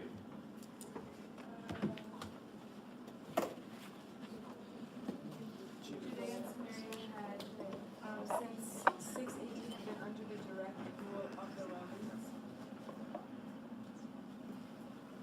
Mm-hmm. They didn't have the same resources. The Judeans looked down at their northern neighbors as their country cousins. Why did they look down at them? Because they were Uneducated. uneducated and not sophisticated in the Judean ways. The Judeans have developed a sense of sacredness, a sense of holiness. They know how to keep the Sabbath, they know the laws and the measures and everything the Pharisees had taught them, but the Galileans didn't. So they always looked down on them. Right? If you think about it, it's like today, America, when the Yankees would look down at the Southerners, right? With their accents, their way of life, their food, whatever. They look down on them as the unsophisticated, uneducated, not up to standards on civilization, right? So the Judeans are the more sophisticated, educated people. The Galileans are the Dumb. nothing. Savages. How about the Samaritans? Anybody? Did we write something on Samaritans here? I feel bad. What about the Samaritans? And yours. I think we should add this. Write it down in your paper. And yours. The Samaritans were Not even Jews. completely. Why? Because the Samaritans, this area and Galilee part of it too, were taken over by the Assyrians at one point. Assyrians took the land, emptied the land, and left there the nonsense, the nobody. They left there the poor of the land, and they occupied the land by other nations. And when they came, they brought with them their gods. So there were 5 gods to be worshipped in Samaria. This was the capital of the country at one point, in the time of Saul. there were other 5 gods beside Yahweh, so beside the God of Israel. So the Samaritans were worse than Galileans, not just uneducated, they were actually a mix. They mixed the worship of things together. That's why one of the interpretation of the Gospel of John in chapter 4, when Jesus speaks to the Samaritan woman, says you had 5 other husbands. There's an allusion to the 5 other gods that the Samaritans is mentioned in the books of Kings and the Kings and the Chronicles. They had brought these foreign people that were settled here. It's one of the practices of the Assyrians. The Assyrians was very vicious. They wanted to destroy the identity of a people. So they uproot the people from their places and send them somewhere else and spread them. And they take some other people and put them in the land. So what happens to the identity? It's gone. That's what they did in Samaria. That's why the Judeans would hate the Samaritans, hate them. But they would despise the Galileans. Judeans would hate the Samaritans, but will despise the Galileans, because Galilee is mainly farmers' community and fishermen. That's all they know. Trade. Why would they despise them though? Because they're not as educated as them. So what makes them hate them for that? They hate Samaritans. No, I know, but what makes them like despise them? Because like, despise is like very strong. it is. They look down on them. You see, in the book of Acts, they said, "Who are these people who speaks of Jesus of Nazareth?" They said they are the Galileans that came here. So when they heard they were Galileans, they said, "Oh, forget about them. They're nothing. You don't have to worry about them either." So why did they not like the Samaritans? Because Samaritans was a mix, was worse than the Galilean. They brought their gods and their Gentile practices, and they were worshiping other gods beside. It took a lot of work for the Samaritan to reform and bring back that one God. But on all the hills of Samaria, they were worshiping the 5 other gods. That's why I said the hint in the Gospel of St. John about the Samaritan woman, we just had 5 other husbands. There's a hint there to 5 other gods mentioned in the book of Kings. Okay? So we need to write something about the Samaritans here, just if it's not written. One more thing, this group, the Galilee group, the Galilee land was more rich in resources. They had fish, they had farms, they had lots of good places to farm. Here it is more hilly and more desert-wise, so this is like very deserty. And it depended mainly on the pilgrimage to Jerusalem to have, like it's almost touristic till today. So they were, although they despised them, but they were jealous of them. They envied them for their wealth. Okay? Coins and measures. I need the middle table to answer that one. Okay, Renee, this is two words. The other resources. Coins and measures. You picked it. Yeah. No, you're gonna do it. We'll help you. You can do it, we can help. What question? Renee, Home Depot. You can do it, we can help. Oh no, I don't No, like wait, what is wrong? Wait, what's I don't like You know what she said? I don't know. I don't go to Home Depot. I'm giving you. All the time. Yes, go ahead. Trigger. You can read them if you want. Just raise your voice. Be loud and clear. The silver. Okay, the silver coins. The silver coins, let's listen. What's the silver coins used in first century Israel? Huh? Can I just read it? Yes. Okay, so it was a shekel, Shekel. and it was 16 grams of silver, which is 4 pences, Mm-hmm. and it's mentioned in Matthew 26:15. You don't have to tell us where it's mentioned, but it's in New Testament. They use the I'm shekel. just trying to go low. Yes, go ahead. And then there was half shekel, which is 8 grams of silver, and 2 pences. And then a pence is 4 grams of silver, which is 16 farthings, which was a daily worker's salary. Okay. You want me to keep going? Mm-hmm. And then there was bronze coins. On mine, which was 100 pences. That's others. Oh, sorry. Farthing, which was 4 Kondrans. What's a 2 mites what was used to for a price of what? No, no, we're Huh? done. Five Ruby. 5 sparrows. Well, what about the 2 mites also? Sparrows? The widow? Yes. She gave 2 mites, right? I know. That's not the question that he was asking. Yeah. Let's go. Others. And then others was mine, which was 100 princes, and Talmud was 6,000 princes. 1,500 shekels. That's a lot, right? 6,000 pence is 24,000 grams of silver, which is what? 24,000 is 24 kilograms of silver. 24 kilograms of silver. That's a talent. So when you remember a talent, imagine 24 kilograms of silver. That's stacks of silver bars. Wait, a talent is what? It's like 24 grams of silver? Talent is 6,000 We should have a pence, talent show. and each No, no, no. pence is 4 grand. Well, it's not one like Okay, now go to the measures. Length, Me. continue. The other people might. Okay, I got Okay, go ahead. I got okay. I just think it's a group effort. Okay, so Okay. one Length, one okay, so 1 cubit is 18 inches or 45.7 centimeters. Mhm. A fathom is 6 feet or 1.8 meters. A furlong is 1/8 of a mile or 660 feet or 201 meters. A stadion is 697 feet, 185 meters. And then Sabbath day journey is 3/5 of a mile, which is around 1 kilometer. right. So I want you to remember that last one very clearly, because what's a Sabbath journey? All right, liquid measures. And Wait, this- I have a question. Yes. What's the significance of these distances? First of all, these are the dealings, everyday dealings. If you go to the market, you're gonna have to give them a shekel or a pence, or you wanna buy a big field or something, you're gonna have to give mines or talents. That's how they deal with it. The parables are filled with them. The parables are filled with these measures. So if you don't understand and imagine what does it mean, you would not know what Jesus is talking about. So he would say in one of the parables, he'd say, the king had, he brought his servants, and one of them had owed the king money. And what did he owe? He said 500 talents. What's 500 talents? A lot. That's a house filled with silver, right?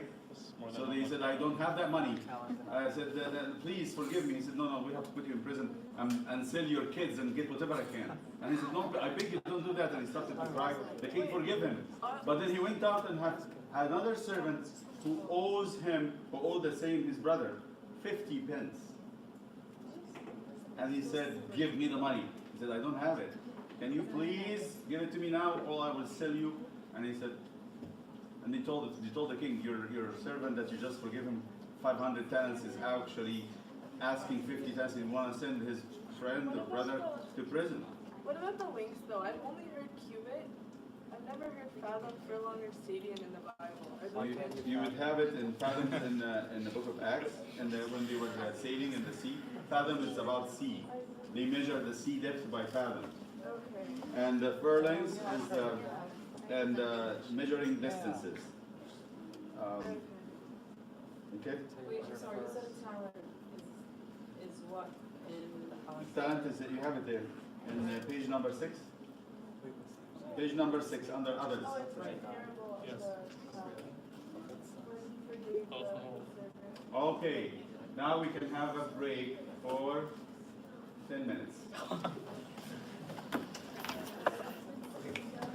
Now, the Gospel of Matthew and Mark would need your focus, and it's going to be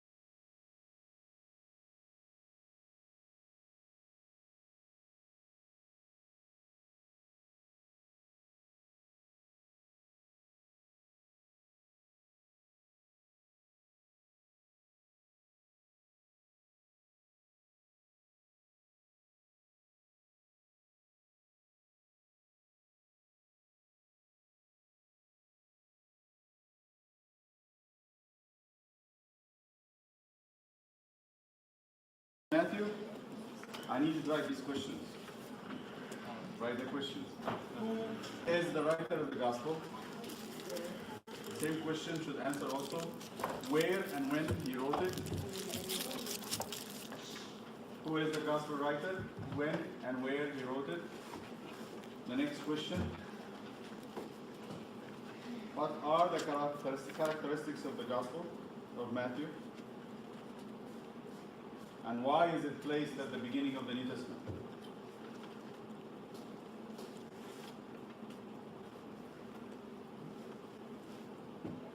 Next question.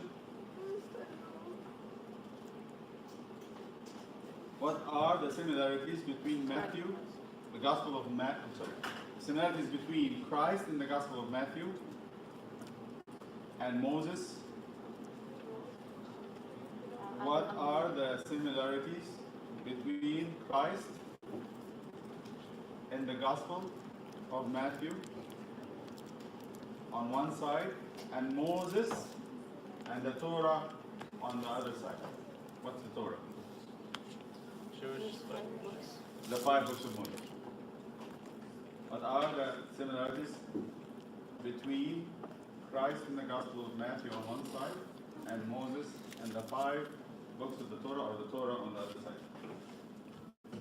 Next question. What are the 2 points of the genealogy in chapter 1 that speaks of Christ's identity and of his mother? Wait, I'm sorry, what are the 2 points? And the genealogy, that's chapter 1 in Matthew, that speaks of Christ's identity and his mother.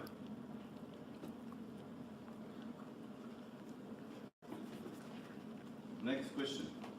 And this you have to know by heart. There's no bargaining. You're going to have to know by heart the major divisions of the Gospel of Matthew. You need to know where everything is. Which means you're going to read the Gospels of Matthew and Mark until we meet again. There is no, I'm really disappointed that when we did the Old Testament, we didn't read anything. We just learned information. So this time, I'm going to ask if you did read or not. You can lie, have a full mark, and be on your record forever. Or you read it, and it will be part of your evaluation. It's actually going to be 25% of your passing score that you read. 25% of your passing score is reading, 25 attendance, 50% test. 25% math, 20%. No, the Yeah, test the is math going to should be include like- that. Yeah, that's what I'm saying, 20% of the test is the math. No, it will be 15, 10. So we don't have to. You pick and choose, whatever you want to do, that's fine with me. So 25% reading, 25% attendance, 50% test. All right. Did we report that? Okay. That's the next part, the divisions of the Gospel of Matthew, which means that you have to remember this 1, 2, 3, 4 points with the subpoints. Next question. What are, and this is important, what are the 5 major, what are the 5 major discourses in the Gospel of St. Matthew and where they are located? You have to give me the chapters. 5 major Discourses, and where they are located, which chapters? A discourse is a long talk. That Jesus gives a long discourse, like a long talk. Not just a small sentence or an answer to a question. He gives a sermon that goes on for like 1, 2 chapters sometimes. That's 3 chapter discourse, right? 5, 6, and 7. There are 5 of them. And I guess why there are 5. Keep that answer to yourself. It's one of them, it's the first one. Next, what are the main teachings in the Sermon on the Mount? And I need you to answer that in 4 points. There are 4 sections of the Sermon on the Mount to talk about major teachings. Hello?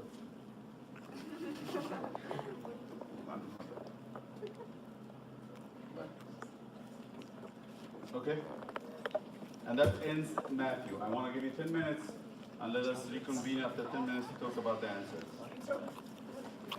Okay, these are really the meat of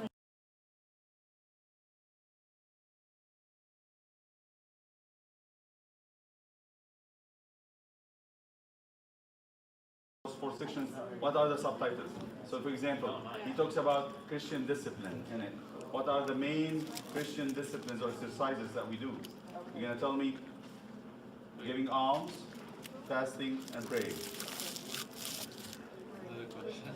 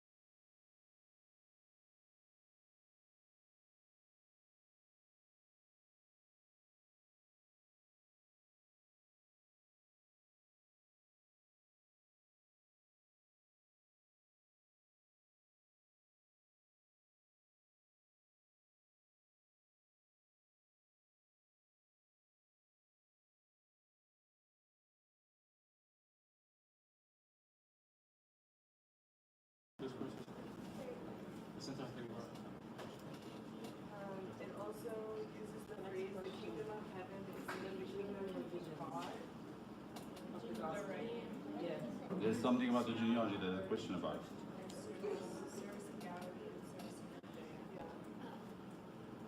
Out of respect for the Jewish organs, I guess that would be those for the test. I'm definitely not. I mean, I didn't even. That's it, for the Jewish reverence, the name of it. Well, actually, we reverence, our religion, we are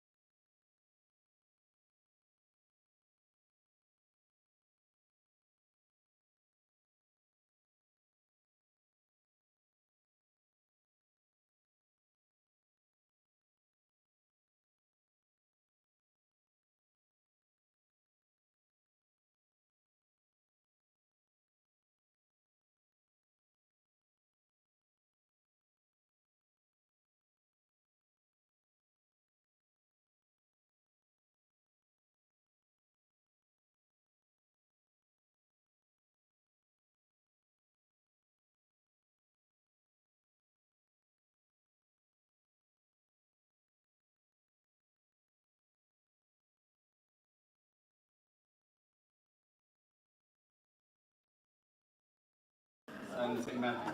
Let's go. Now, first question. First question is up from this side. Go ahead. Who wrote it? Yeah, go ahead. This is the hardest one. Okay. We're gonna take a. Ask the question and answer it. Alright, And so be quick because we need to it's finish. who wrote the gospel, and after a lot of thought, we guessed Matthew. Okay. Good job. Oh, is there anything else? Yeah, When and where? Well, When and where? so we said Palestine, and then we said it's probably the 1st century AD after Mark's gospel. Good. Next question. And then we possibly. Why is it placed in the beginning of the New Testament?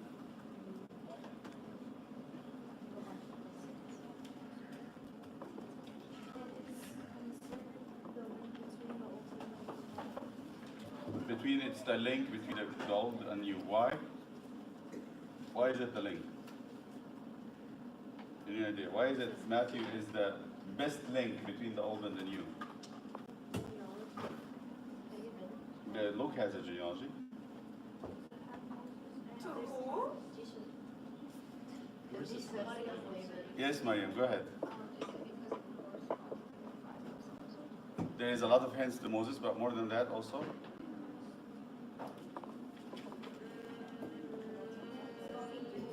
Raise the red, white flag. Oh, the Jews. The Jews. Yes. Jews. Thank you. That's the link. It's written to Jews. So the Jews are the Do most. they want to hear a funny joke? Not after we finish. I will wait for you to say the joke after we finish. Okay, next. What are the main similarities between Christ in the Gospel of Matthew and Moses in the Torah? Your turn. Are you with me? Hello. Anybody home? Valerie, Okay, answer the question. it contains the Sermon on the Mount, the New Testament constitution that corresponds to the Old Law Uh-huh. that was given on the mountain. Exactly. And there are many accounts of Christ's birth, flight to Egypt, teaching to fulfill the Old Law, which shows Christ was with Moses. And then in Matthew, Christ gives the 5 long discourses, so kind of like the 5 books of the Torah. Excellent. One more thing to add to this, and maybe you should write it.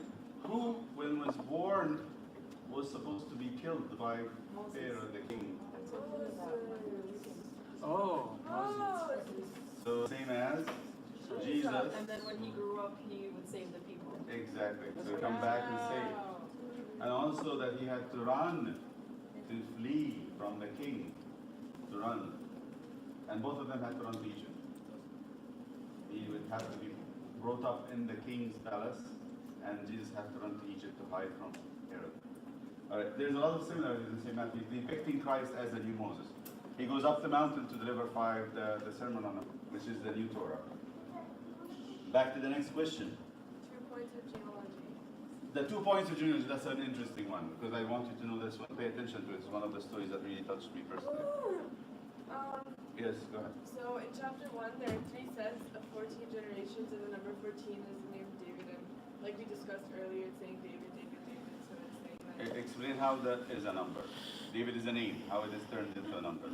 Oh, Because the Hebrew letters, it means 14. In the Hebrew, they don't have numbers. They have no numerology in the Hebrew. how is The letters are the numbers. Right. So Aleph is the first. Aleph, Bet. Aleph, Bet is the Bet.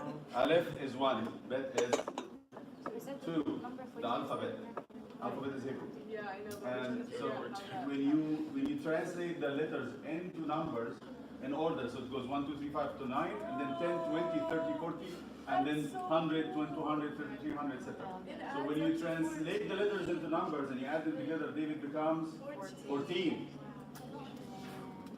So when Matthew insists that the David is repeated, actually when he insists there are 14 generations from Abraham to David, and from David to Zerubbabel, and from Zerubbabel to Christ, there are 3 sets of names. He's saying the name David is repeated in the genealogy of Christ 3 times, meaning that he is the fulfillment of the Davidic. He's the true David. Sometimes in the prophets they speak, and I will give the kingdom to my servant David after David died. So what is the prophet, especially Isaiah, speaks about? There is a new David that's coming that will be pleasing to God, and he will take the rule of the kingdom forever. So that is what Matthew is trying to say. What else on the generation that actually that makes a very, very strong point? He mentions 5 women by name. One of them is not mentioned by name, but there is 5 women in that genealogy. Yeah, Tamar, Rahab, Ruth, the wife of Uriah, and St. Mary exactly. The 4 first women, were scandalous. very scandalous. Wait, Ruth was scandalous? It is, she's coming from the country that the Israelites would look down on, the Moabites. Oh, okay. The Moabites Like were she herself was. no, but the Moabites are the people who tricked the people of God to sin. They were actually worshiping Baal by sexual stuff. So she comes from a very bad background, and she was incorporated into the people of God because of her faith. Tamar slept with her father-in-law to have a child. Rahab was a harlot. The wife of Uriah, he's mentioning it not by her name, Bathsheba, he's mentioning it by her husband who was killed, that David killed to take her. So these 4 women are famous for their very, very scandalous stories. What is the point? Because the Jews at the time of the gospel were calling back the apostles and saying to them, "You are following the son of," and they called Jesus blasphemous names, because they thought St. Mary brought Jesus to life by out of wedlock. So he's saying to them, before you talk about St. Mary, let's see what your ancestors' history is like. And in fact, he's going to say St. Mary was giving birth to Christ before St. Joseph even touched her. Okay? Right. Next. So these are the 2 points. Okay? Now let's go to the next question. The major divisions of the gospel. Yes. Go ahead. Who's doing this table, please? Yes. Go ahead. The 4 major division. I want you to know this by heart. This is to be known by heart. Remember, I'm going to say it so you can actually, we're going to hear it and we're going to say it again until you remember them. Yes. The genealogy. Introduction to Christ's service in Galilee. And the genealogy and birth is chapters 1 and 2. The next section. Introduction to Christ's service in Galilee, mission of John the Baptist, chapter 3. 3. Services in Galilee, chapter 4 to 18. Right. Service in Judea, chapter 19 to 28. Excellent. So you have 4 sections, main sections of the gospel. How many chapters in the Gospel of Matthew? 28. How many in Mark? Bam. 16. 16. How many in Luke? Bam. How many in Luke? The kindergartners in the school know what it says. 21. I'm not kindergarten, we're not in the school. Half of that, 20. 20 and a half. It's 24. 24. How about in St. John? Twice. 21. Remember. 21. Matthew 28. Mark 16. Luke 24. John 21. How about the book of Acts? But later. The book of Acts 28. So what is the shortest gospel? Mark. Are you with me? The shortest gospel. What is the longest gospel? Matthew. Matthew. What is the second gospel in order of the New Testament? Matthew. Mark. Matthew is the first. Oh, I'm sorry. Okay.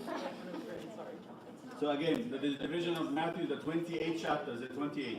Chapter 1 and 2, genealogy and birth. Chapter 3, baptism and introduction. 4 to 18, Galilean service. 19 to 28, Judea.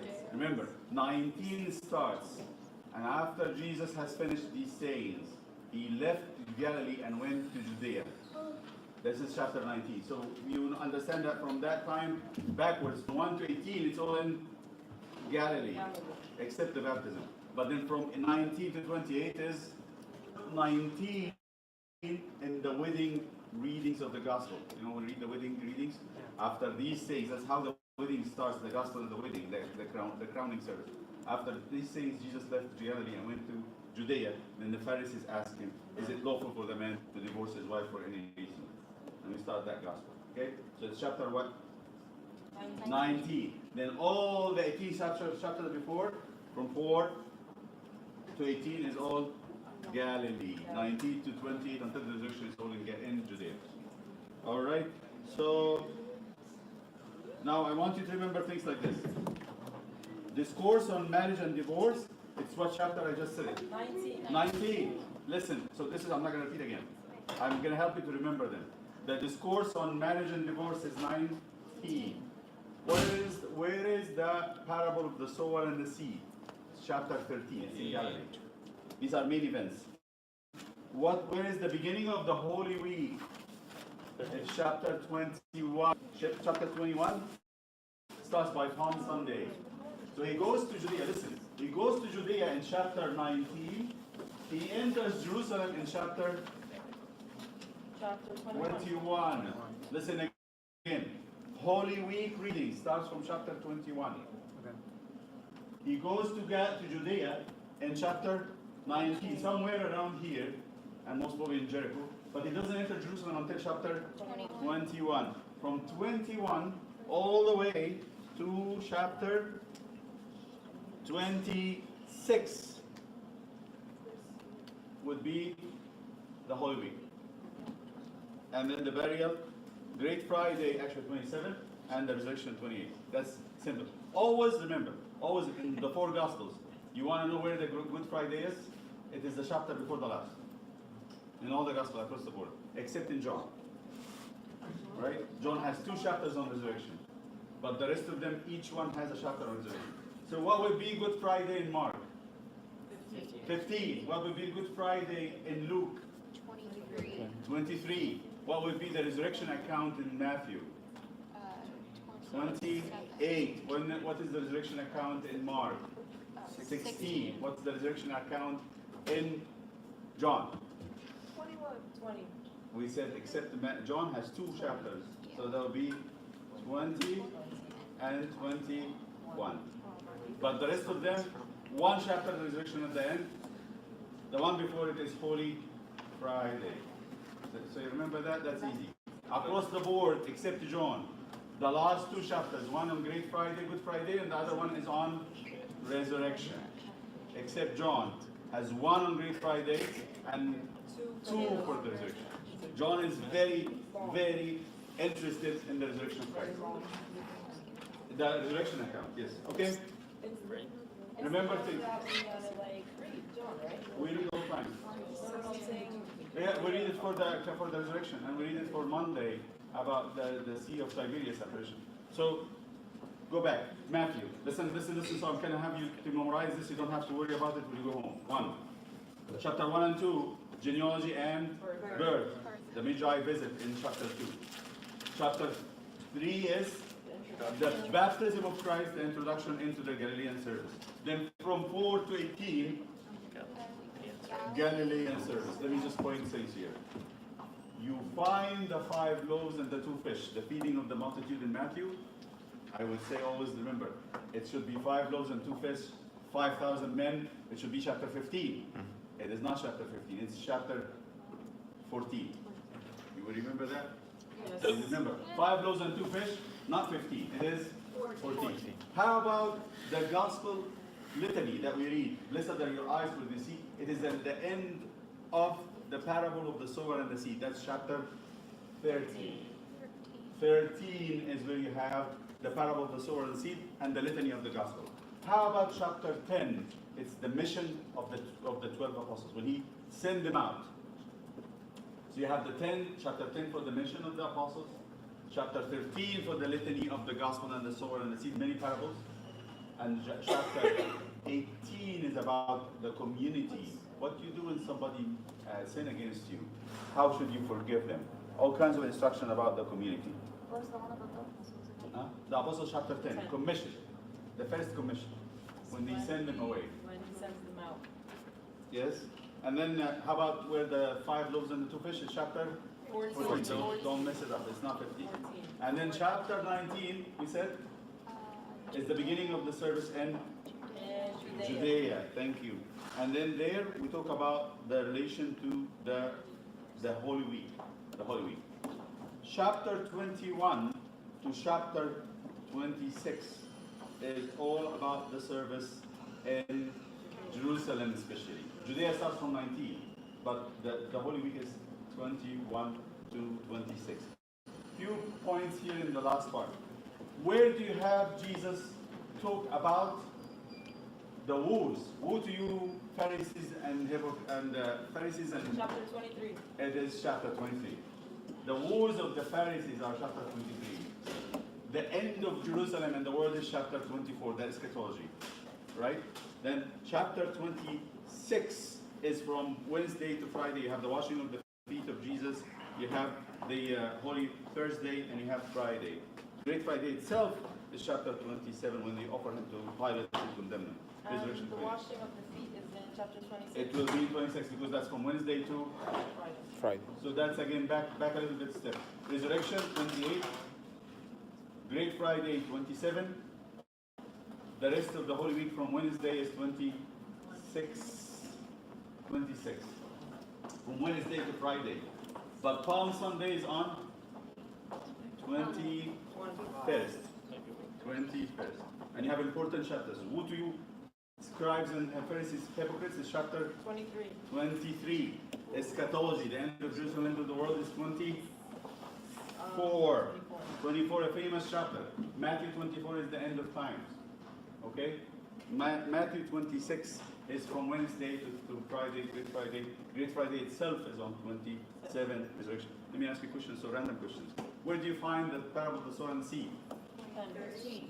13. Where do you find the commission of the 12 apostles? 10. Where do you find the Sermon on the Mount? We just mentioned that. 5 to 7. 5 to 7. Where do you find the Wednesday to Friday account of the week? 26. Where is Great Friday or Holy Friday? 27. Where is Resurrection? 28. Where you find the genealogy and the birth? 1 and 2. Of a genealogy alone? One. And where do you find the 5 loaves and the 2 fish? 14. Which, in which part of the gospel you would find the talk about the divorce? Is it in the Galilean or the Judean service? In Judean. In the beginning of the Judean service. Are we following? Yes. This is how I remember them. So you can keep doing this. It's easy. It's easy. It's black and white. Right? Let's go. Next part. Next question. Whose table is it? That was one question. It's going to make time. Huh?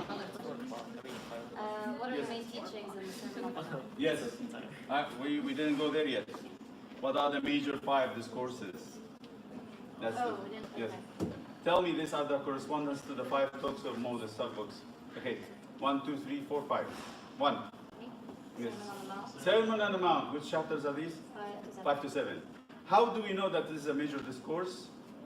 What is the sign that says this is a major discourse? Whole chapters.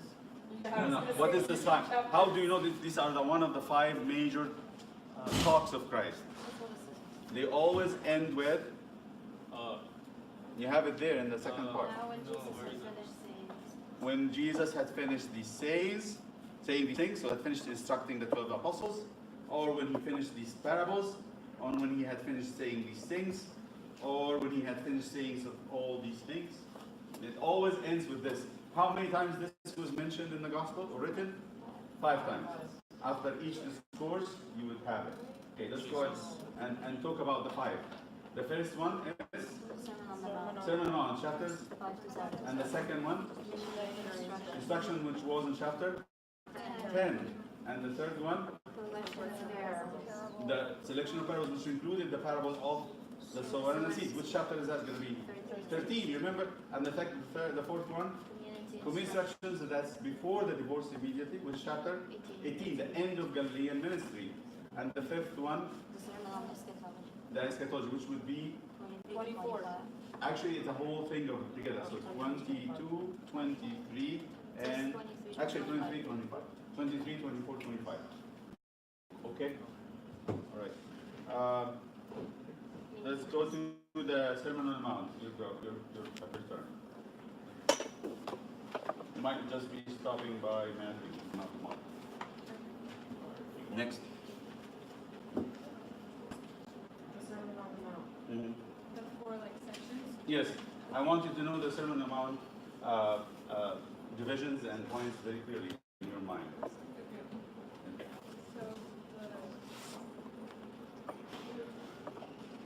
the Beatitudes, the list of the blessed,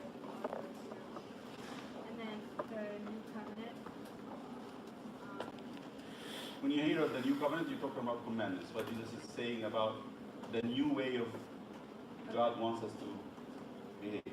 Yes? And then he talks about like how you shall not murder. He expands on it. It's not just about physical murder. And then you shall not commit adultery. Isn't just about like having sex. And then divorce. And then the oath under law. And then an eye for an eye. And then the third section is spiritual disciplines like giving. How many spiritual disciplines we have? Giving alms and charitable deeds. That's prayer, number one. Prayer. Fasting. Fasting. So he's saying that each Christian should practice those three to be solid. The three: giving alms, praying, and fasting. We have to do this. So when somebody says to me, "I don't fast," I tell them, "You're losing. You're not part of this building on the rock process." Because at the end of the sermon, what Jesus said, if you want to be solid, what would you do? Receive what I'm saying to you and do it. If you receive it and do it, you'll be as solid as a rock with somebody building on the rock. So the three disciplines again: giving alms, praying, and fasting. And the fourth section, Exhortations to righteousness. Where it talks about like not being hypocritical and not deceitful professions of righteousness. okay. So he's saying at the end, whoever had learned my sayings and did it, is I would tell you he looks like a man building on rock. The temptations and trial will come and they will be steady. But if they listen but they don't do, what happens? They'll be like somebody who is. When he said that, sometimes we know this. The wise man built his house on the rock. You know that song? We know it, but we don't know what it is about. What it means to build your house on the rock. It's actually, what does it mean? And he ends up with this exhortation. Anybody? What does it mean? What does Jesus mean by this? What does it mean? He said it at the end. This is number 4 in the Sermon on the Mount. What is he talking about? How to build our house on the rock? It's actually the whole Sermon on the Mount. It says, if anyone hears my sayings, this saying, which is already finished, and does it. So he's talking about the Sermon on the Mount. To build your house on the rock is to take the Sermon on the Mount and turn it into a life, right? It's going to be hard. He's saying it's not going to be easy. But what it means to be hard is to build on a rock, to dig in the rock and put yourself in. And this is true. People who goes in their life and they are fought and they lose their faith or they lose their relationship with God and they cannot come back, most probably have been building on sand. They're building, but they're building on sand. You can do a lot of work, but they're not doing what Jesus had said. Okay, so we're going to be tested on these, but I want you to read. You're reading, honestly, if you come to me and say, I've done reading at least Matthew now, so we didn't do Mark. Do Matthew until we meet again, and we're going to meet again. So in 2 weeks, we have to finish Matthew. Read it and follow that outline. And let's come back and because it's going to be a lot of work if you don't read Matthew now. It's going to be Matthew, Mark, and Luke, and John, and Acts, and the whole New Testament. You're not going to be able to do it. That's 14 days. How many chapters a night? It's 2 chapters a day. Yeah. Do we have to take notes? Say it again? Okay. Any questions? Okay. Let's say our prayer. In the Father and the Son and the Holy Spirit, our Father who art in heaven, thy kingdom come, and will be done on earth as it is in heaven. Give us this day our daily bread. Forgive us our trespasses as we forgive those who trespass against us. And lead us not into temptation,